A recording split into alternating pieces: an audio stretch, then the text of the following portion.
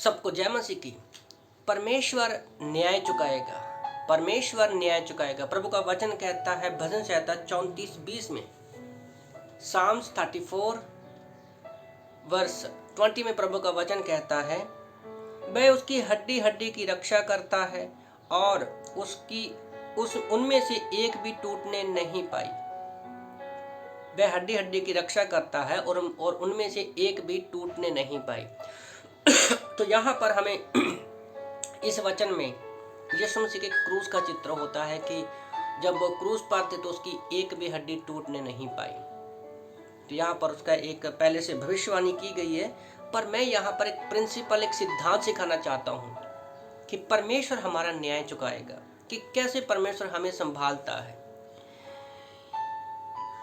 याद रखो, रोमियो की किताब अध्याय 5 वचन 1 के अनुसार परमेश्वर ने हम लोग विश्वास से धर्मी ठहरे हैं, हम लोग विश्वास से धर्मी बनाए गए हैं। और परमेश्वर जब हम उसकी निज प्रजा संतान बन जाते हैं, बेटे बन जाते हैं, बच्चे बन जाते हैं, तो परमेश्वर हमारे चारों ओर एक बाड़ा बना के रखता है जिसको शैतान पार नहीं कर सकता बिना परमेश्वर की आज्ञा के।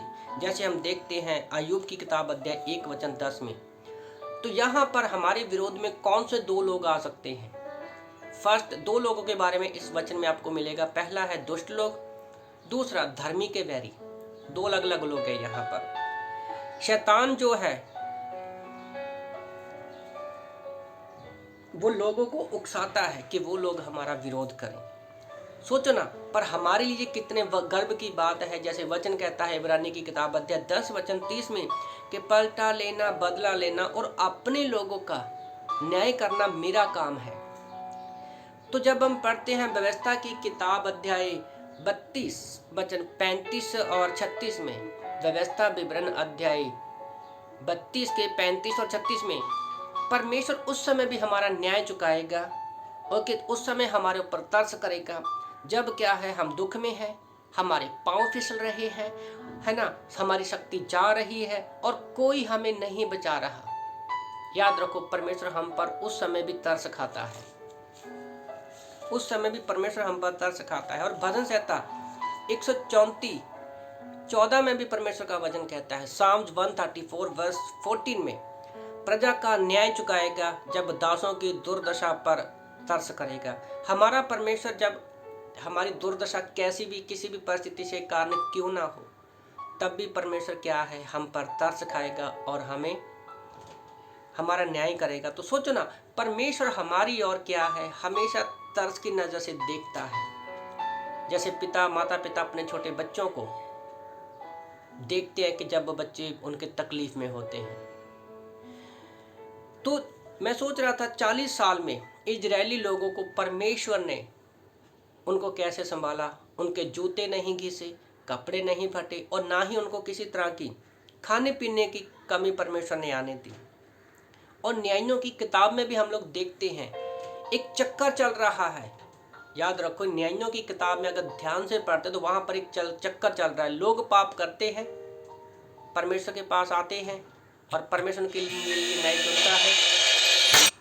न्याय चुनता है और उनको क्या करता है, बार बार बचाता है।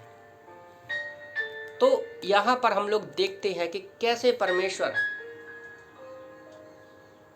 न्याय करता है अपने लोगों का।